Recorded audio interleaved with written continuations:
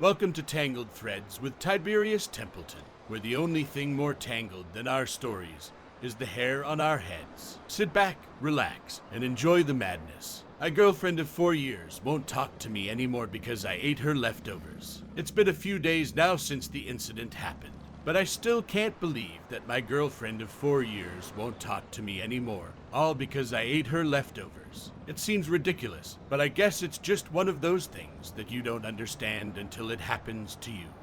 I'm not so sure about that. It all started on a Thursday night. My girlfriend, Sarah, and I were both feeling lazy, and we decided to order some takeout from our favorite Italian restaurant. We ordered way too much food, as we often do, and ended up with a ton of leftovers. The next day, I was feeling pretty hungry around lunchtime, so I decided to heat up some of the leftover pasta for myself. I grabbed a container out of the fridge, but as I was heating it up, I realized that it was Sarah's container, not mine. Now, in my defense, Sarah and I have been living together for over 2 years now, and we've always shared food. It's not uncommon for us to finish each other's leftovers, and we've never had a problem with it before. But for some reason, this time it really bothered her. When Sarah got home from work that day, she immediately noticed that her container was missing from the fridge. I could tell that she was annoyed, but I didn't think much of it at first. I just assumed that she had eaten it for lunch herself. But when she asked me if I had eaten her leftovers, I could tell that something was different this time. Her voice was sharp, and her eyes were cold. I tried to play it off like it was no big deal, but she was clearly upset. "You ate my leftovers?" she asked, her voice rising with each word. I could see that she was getting more and more angry, and I didn't know what to do. I tried to explain that it was an accident, and that I had just grabbed the wrong container, but she wouldn't listen. She just kept repeating over and over again, "You ate my leftovers. You ate my leftovers." Eventually, she stormed off to our bedroom and slammed the door behind her. I was left standing there in the kitchen, feeling confused and frustrated. Over the next few days, things only got worse. Sarah wouldn't talk to me, wouldn't eat dinner with me, and wouldn't even sleep in the same bed as me. It was like she was punishing me for what I had done, but I still couldn't understand why it was such a big deal. I tried to talk to her about it, but she just shut me down every time. I even tried to make it up to her by cooking her favorite meal, but she wouldn't even look at it. Finally, after almost a week of silence, she agreed to talk to me. We sat down at our kitchen table, and she looked at me with tears in her eyes. "I know this sounds silly," she said, "but it's not about the leftovers. It's about respect." She went on to explain that it wasn't the fact that I had eaten her leftovers that bothered her so much, but the fact that I hadn't asked first. She felt like I was taking her for granted, and that I didn't care about her feelings. I listened to her words, and I realized that she was right. I had been so focused on my own hunger that I hadn't stopped to consider how my actions might affect her. I apologized to her and promised that I would never take her for granted again. It was a difficult conversation, but in the end, it brought us closer together. I think I need a stiff drink after that one. Anyone else? God forbid you keep your thoughts to yourself. The comments section is below. Next up on our story journey, my husband only cooks steak. I love my husband, I really do. He's an amazing father to our 2 children, a hard worker, and a generally great person to be around. But there's just one thing that's been bothering me lately. He only cooks steak. Now, don't get me wrong, I like steak as much as the next person. But when you've had it for dinner 5 nights in a row, it starts to lose its appeal. Oh no, this story is going to make me puke, I know it. It all started last week when my husband came home from the grocery store with a big bag of steak. He had a huge grin on his face and was practically bouncing with excitement. "I got us some steaks," he said, holding up the bag for me to see. I was a little surprised, but I figured it would be a nice treat for dinner. And it was delicious, don't get me wrong. But then the next night, and the night after that, and the night after that, we had steak again. At first, I didn't say anything. I figured my husband was just really excited about his new culinary obsession, and I didn't want to rain on his parade. But by the 5th night, I was getting pretty sick of steak. I tried to drop some hints, like suggesting we have chicken or fish for dinner, but my husband didn't seem to take the bait. He just kept talking about how much he loved steak, how it was the perfect meal, and how he was getting better and better at cooking it. Finally, I couldn't take it anymore. As we sat down to another plate of steak, I blurted out, "Can we please have something else for dinner tomorrow?" My husband looked at me with surprise, like he had no idea I was getting tired of the steak. "Oh, sure," he said. "What do you want?" I suggested a few different options, but he seemed pretty set on cooking something else with steak. He even suggested we have steak tacos or steak stir fry, as if adding a few different ingredients would magically make it a different meal. I tried to explain that I just needed a break from the steak, but he didn't seem to understand. He kept talking about how steak was the perfect protein, how it was so versatile, and how he was really getting the hang of cooking it just the way we liked it. I could tell that my husband was genuinely excited about his newfound love of steak, but it was starting to drive me crazy. I didn't want to hurt his feelings, but I couldn't keep eating steak every night, so I decided to take matters into my own hands. The next day, I went to the grocery store and picked up a bunch of different ingredients. I didn't really have a plan, but I figured I could whip something up that didn't involve steak. When my husband got home from work that night, he was surprised to see me in the kitchen. "What's going on?" he asked. "I'm making dinner tonight," I said, trying to sound confident. He looked a little skeptical, but he didn't say anything. I started chopping up vegetables, sautéing onions, and throwing in spices. I didn't really know what I was doing, but it smelled pretty good. Finally, I called everyone to the table. I had made a big salad, some roasted vegetables, and a few different types of pasta. I didn't know if it was going to be any good, but I was hopeful.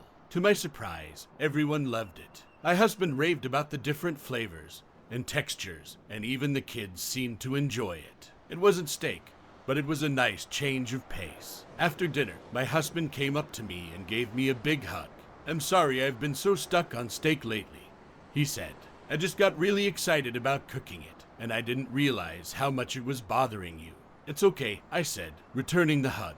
"I'm glad we could try something different tonight." From that point on, my husband started to branch out a little more with his cooking. He still loved his steak, but he was more open to trying different types of meat and experimenting with different flavors. It was a relief to me, not just because I was tired of eating steak, but because it showed that my husband was willing to listen to me and try new things. We were able to find a happy balance between his love of steak and my desire for some variety in our meals. Looking back on it now, it seems like such a small thing, but at the time, it felt like a big deal.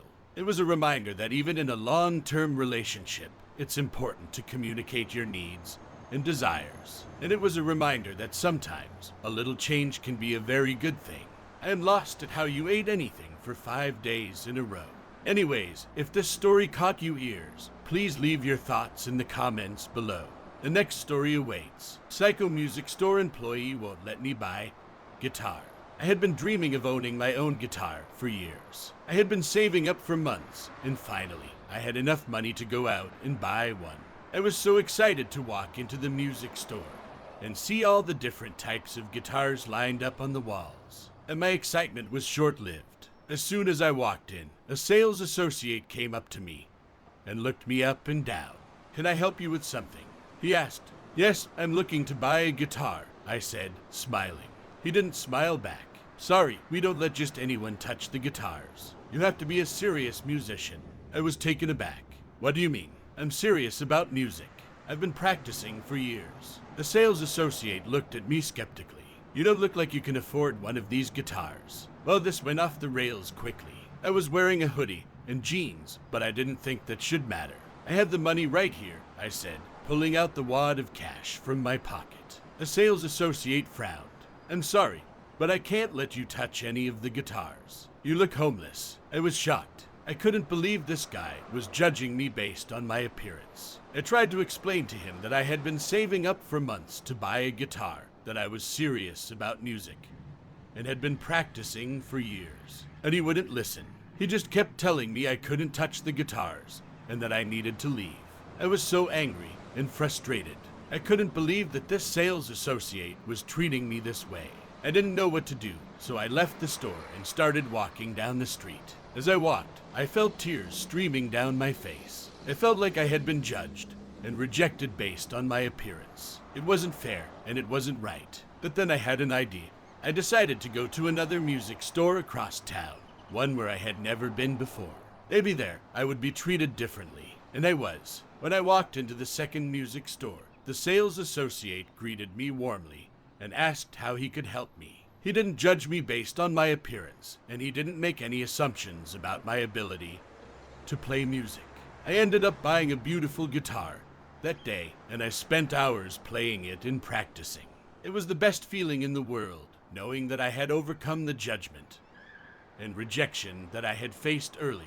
But even though I had found a happy ending, I couldn't help but think about the first music store and the sales associate who had judged me based on my appearance. It wasn't right, and it wasn't fair.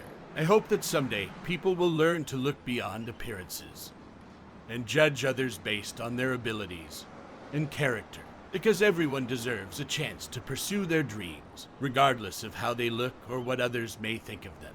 I think I need to lie down after that one.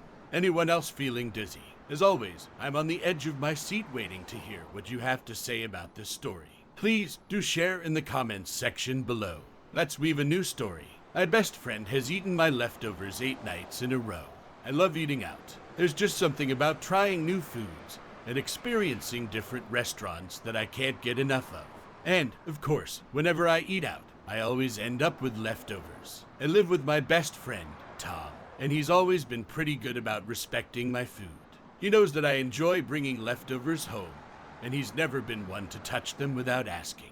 But lately, something has changed. Tom has been going through a rough patch with money, and he's been struggling to afford groceries. So when he saw my leftovers in the fridge, he started to help himself.